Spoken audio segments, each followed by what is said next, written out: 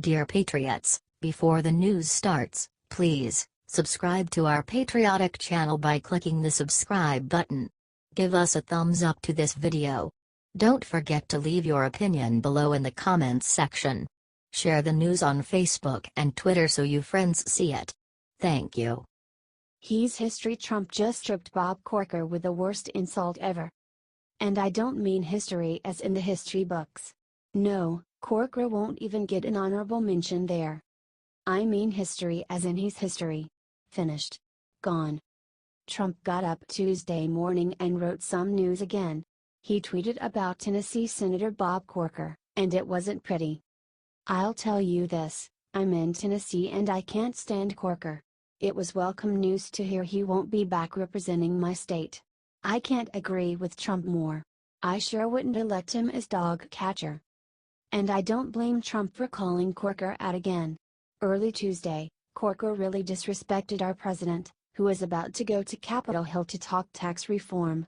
Corker said that Trump's visit was not really about substance, and really just a photo op for him. Are you kidding me, Corker? Have you even been paying attention to how hard our president is working for America? I mean, just because you decided to give up and quit, doesn't mean that's what Trump does. Do you think Corker was inappropriate? Would you elect him as your dog catcher? Comment yes or no and share, Patriots. H.T. The Hill.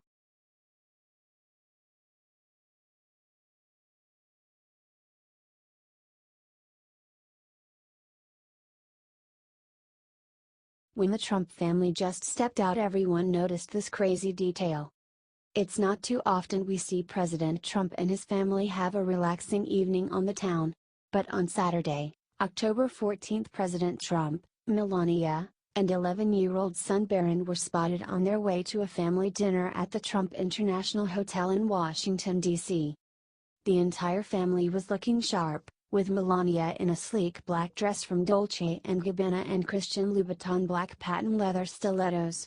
What we noticed though was that Barron was dressed in a three-piece suit too. This comes weeks after Barron was criticized in the Daily Caller for being too casual, saying it's high time Barron Trump starts dressing like he's in the White House. Even Democrats were incensed by those criticisms. Barron is just a child and certainly can wear whatever his parents think is appropriate without people picking on him. But he sure looks like a little cutie in his suit. The family was out dining for 2 hours, leaving at about 10 p.m.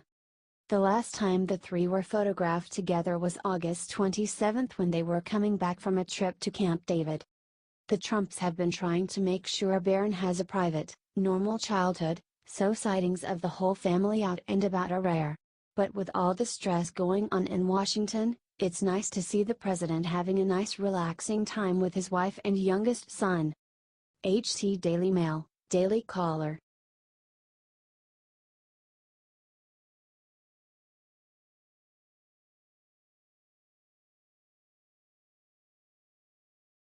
Kneeling QB Kaepernick can't get signed, so he's doing something that will make everyone cringe. Former San Francisco 49ers quarterback Colin Kaepernick, who started the National Football League take-a-knee protest, has had tough luck finding a job. Currently a free agent, the athlete was dealt another blow for possible job prospects when Green Bay Packers coach Mike McCarthy said he wouldn't sign him. So Kaepernick has turned to the last bastion of income for washed-up stars book writing. A Fox News report suggests Kaepernick has been meeting with publishers. You know what they say, if you can't do, write a book about it. His political activism may play a role in his inability to be signed to a team, and Kaepernick has filed a collusion grievance against the NFL for conspiring against him. A Fox Sports report has suggested another reason Kaepernick isn't being signed: he's just not that good at the job, and there are other, better free agent quarterbacks who would be chosen over him. The report mentions that the 49ers were not too perturbed by Kaepernick's activism. They matched his donations to various causes to the tune of $1 million. Either way, be on the lookout for his book coming out. HT Fox News, Fox Sports.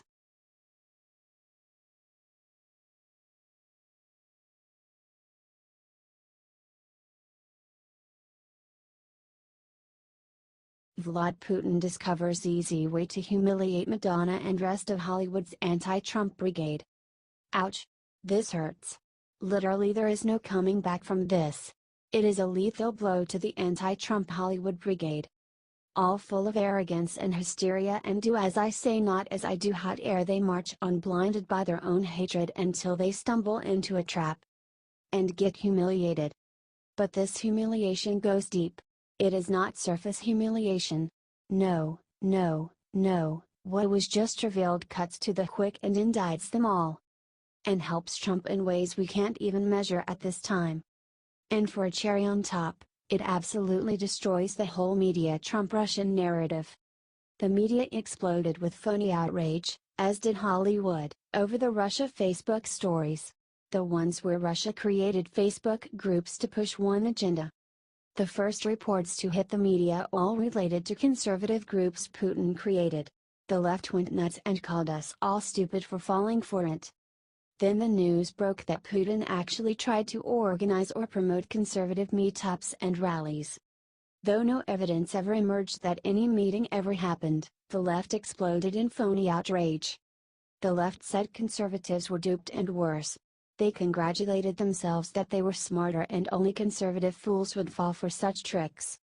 They gloated to anyone on MSNBC or CNN who would have them. In an almost continuous 24-hour Trump-bashing loop. But they won't be gloating anymore. Not after today and the bombshell report from the Daily Caller. That said, Putin not only did the same with liberal groups, he was actually successful duping them. In a big way. For it turns out that the Women's March, remember where half of Hollywood disgraced themselves. I am talking about you, Madonna, in an epic Hillary pity party? Well, as it turns out, Putin and his army of trolls were involved in pushing that march.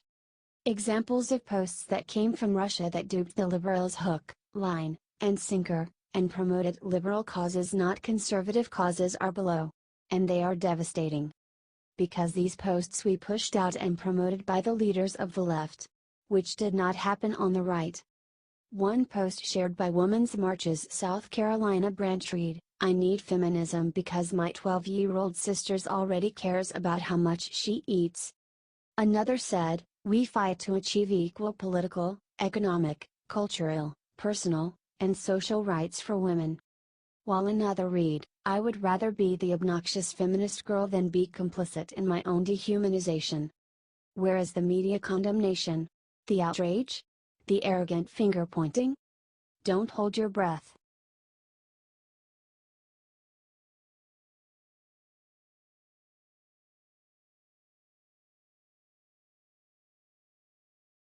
Nancy Pelosi hangs head in absolute shame as MSNBC report proves Trump right on border wall. The left is on a mission to destroy its credibility. They have somehow convinced themselves that they have all the answers and we all must bend a knee. They remind me a bit of teenagers in this regard. They don't know what they don't know but still insist they are in the right. Teenagers grow out of it and we are still waiting for the left to do the same. The problem is in our polarized society they will not listen to conservative voices. They will say we are tainted as they retreat to the safe confines of MSNBC and CNN. So the trick is to get them to wise up, is to get the information they need to see to come from their sources. It is not easy and most have failed to break through the bias, but a funny thing happened yesterday. MSNBC fell backwards into a solution. A humiliating solution that proves Trump 100% right and you know it hurts them bad. And to the left's utter horror it was their least favorite show, Fox and Friends, that exposed them all. MSNBC was reporting on Trump's border wall prototypes and they were down at the actual border filming the different options displayed. They meant to mock Trump, but as they were filming, behind the new wall examples is the real wall, and some people actually jumped the real border wall. On film. For everyone to see. Proof Trump is right and we need to rethink our border strategy and certainly build better walls and fences. Because as MSNBC showed the left, it is just too easy to cross our Swiss cheese-like borders.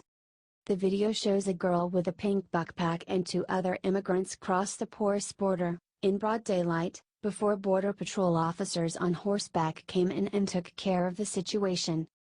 This is the reality of everyday border enforcement, a Border Patrol agent said. The United States is still the draw, the ultimate draw for people that have dire situations where they're at. We're going to continue to witness this. It plays out on a regular basis for us. The camera panned back to the hosts of Fox and Friends and hilarity ensued.